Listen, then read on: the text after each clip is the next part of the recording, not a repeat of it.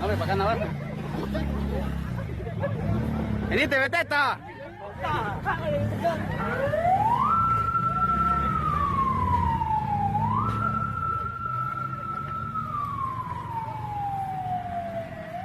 Y ya, gracias a Dios, hasta ahí paró la lava. Pero de todas maneras el humo. Mija, ¿dónde estás?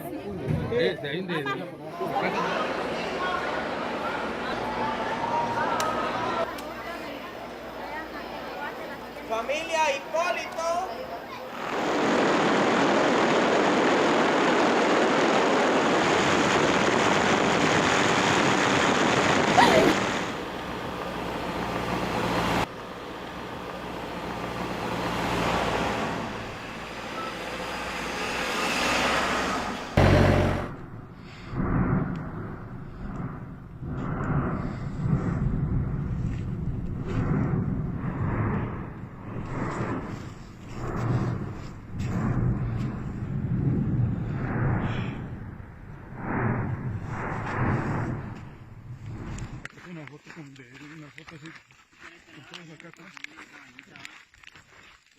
No, el granizo, la erupción del 3 de junio y están cayendo de este tamaño. Todo esto se vino un río de lava y entró en las viviendas.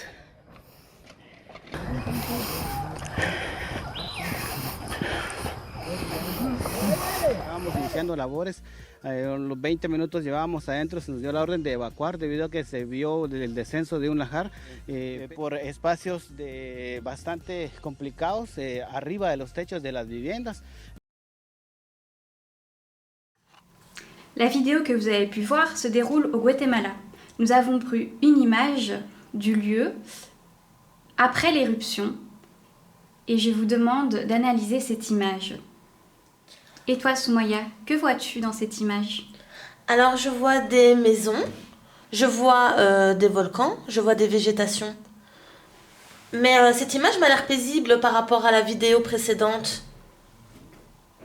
Que pouvons-nous nous poser comme... Enfin, je me pose la question, pourquoi les habitants habitent à proximité des volcans, sachant qu'il y a des éruptions qui se passent tout au long de l'année? Nous allons tenter de répondre à ce que Soumaya s'est demandé. Pourquoi les habitants vivent près des volcans, or qu'ils y connaissent les dangers du volcan, de ses éruptions, etc. Nous allons faire des ateliers pour tenter d'y répondre. Tout d'abord, nous allons nous poser comme question où se situent les volcans sur la Terre. Est-ce qu'il y en a plusieurs? Pour cela, vous devez vous munir de 2 documents. Des plaques tectoniques que voici et d'une carte du monde représentant tous les volcans en rouge, ainsi qu'une pochette plastique et 2 feutres. Mais au final, qu'est-ce que sont les plaques tectoniques? Les plaques tectoniques sont représentées juste ici, et pour tenter de les comprendre, nous allons nous intéresser à la Terre, juste ici. Elle est comparable à une pêche. Le noyau de la pêche est égal au noyau de la Terre, juste ici. Et la peau de la pêche représente la lithosphère, nous marchons dessus. La lithosphère est comparable à un puzzle. Que voici, ce sont les plaques tectoniques. Les plaques tectoniques sont composées de roches et chacune des plaques ne s'emboîte pas parfaitement et bouge indépendamment les unes des autres, ce qui provoque la dérive des continents et également change l'apparence de la surface de la Terre. Donc, comme l'a dit précédemment Aude, nous avons une carte qui représente les plaques tectoniques et une représentant les différents volcans sur Terre. Alors, pour faire l'activité, nous avons besoin de ces cartes et d'une chemise plastique. Nous allons insérer cette première carte dans la chemise plastique et avec un feutre, repasser sur les parties rouges. Nous retirons la feuille et nous allons faire de même avec cette feuille-ci dans la même poche plastique et nous allons repasser sur les plaques tectoniques. Lorsque vous avez fait cet exercice, que pouvez-vous observer? Nous pouvons voir que les deux se calquent presque parfaitement. Donc il y a un lien étroit entre la tectonique des plaques et les volcans présents sur Terre.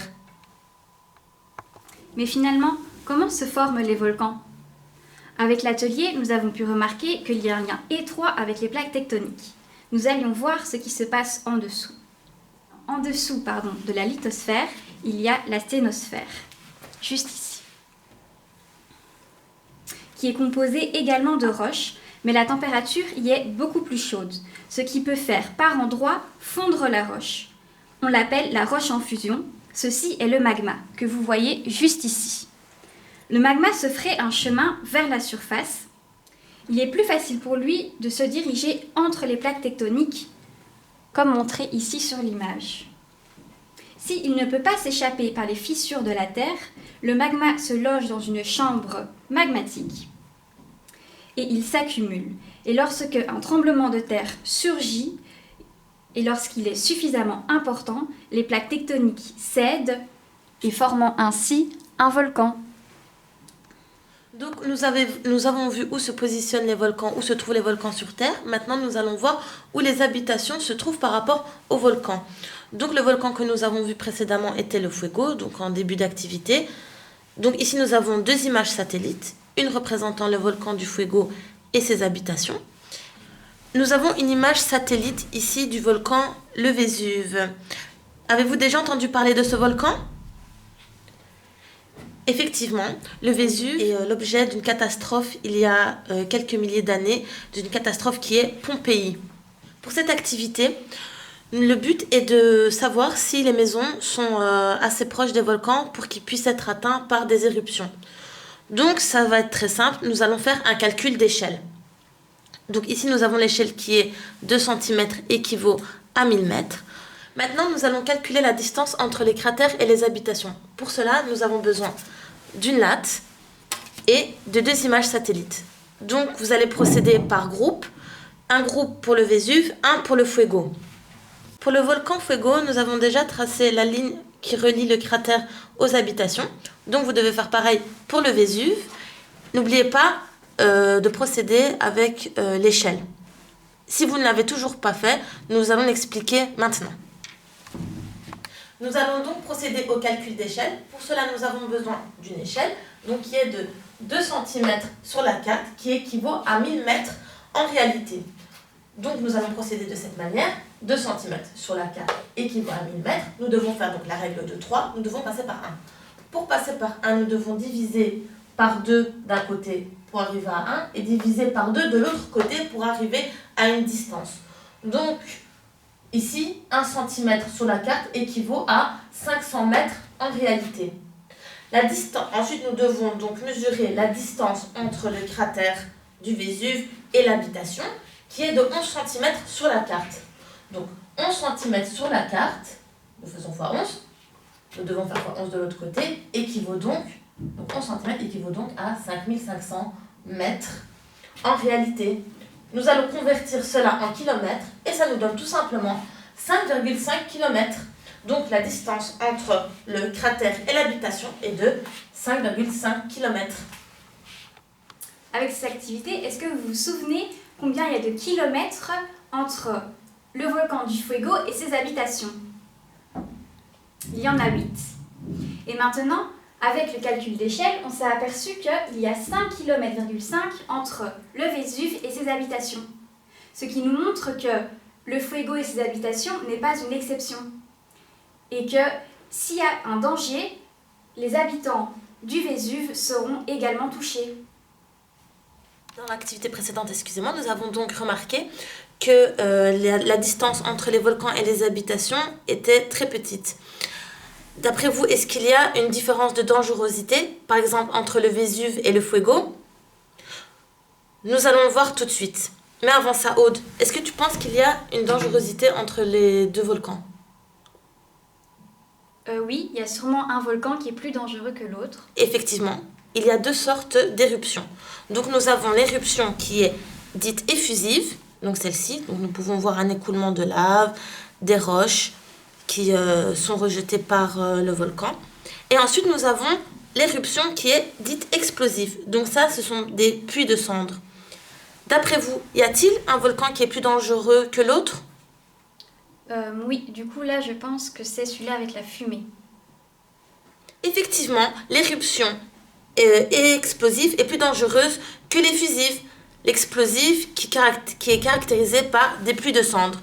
Et alors Pompéi, vous pensez que c'était une éruption qui était effusive ou explosive? Et toi Aude, que penses-tu par rapport à Pompéi? D'après toi, c'était explosif ou effusif? Dans mes souvenirs, il y avait beaucoup de fumée, donc je pense que c'est explosif. Effectivement, c'est explosif, ce sont des puits de cendres, des nuages de cendres qui sont sortis du cratère. Les volcans dégagent régulièrement, voire continuellement, du soufre à l'état gazeux. Il vient se solidifier et peut assimiler ça à de la roche toute jaune. Mais du coup, pourquoi vivre à proximité des volcans, sachant que c'est dangereux? Aude, d'après toi, quelle pourrait être la réponse, sachant qu'il y a différentes images ici? Je pense que toutes ces images ont un lien avec le volcan. Ok. Et cette image-ci, tu penses que c'est quel lien avec un volcan? Je vois beaucoup de pistaches et là également je vois beaucoup de vignes, du vin, ce qui m'amène à penser que les terres près du volcan sont fertiles, beaucoup plus fertiles qu'ailleurs. Oui, ça m'a l'air aussi très fertile. Et ici, nous pouvons voir une église. Je pense que le rapport de l'église est par rapport à la roche que dégage le volcan. Oui, exactement. La roche dégagée par le volcan a servi à construire l'église. Et ici, nous pouvons voir des médicaments et des cosmétiques ici. Et ici, le nom est soufre. Le volcan dégage donc du soufre? Oui, c'est exact, comme nous avons pu le voir. Le soufre est utilisé dans les médicaments et est également un bon soin pour la peau. Et ici, cette image représente-t-elle des bains thermiques? Oui, c'est des sources d'eau chaude. Ces sources sont chauffées grâce au magma sous la terre des volcans. Et ces bottes en caoutchouc? Ces bottes en caoutchouc ont également un lien avec le soufre, car le soufre permet de solidifier le caoutchouc et de le rendre plus résistant. Au final, il y a beaucoup d'avantages à vivre près d'un volcan. Oui, exactement. Nous arrivons à la fin de l'atelier. Nous avons pu répondre à la problématique « Pourquoi vivre près des volcans, sachant les dangers, en faisant toutes les activités ?» On a pu découvrir comment le volcan se forme, quels sont les dangers que le volcan peut amener avec ces deux types d'éruptions. Et ainsi, en comprenant tout ça, nous avons pu nous apercevoir qu'il y a beaucoup d'avantages à vivre près des volcans, tels que la fertilisation, les thermes d'eau chaude, les matériaux utilisés tels que la roche, le soufre, et également aussi, on ne l'a pas cité, c'est très beau à voir un volcan et ça ramène beaucoup de touristes. J'espère que cette activité vous aura plu. Nous vous souhaitons une agréable journée. Au revoir. Au revoir.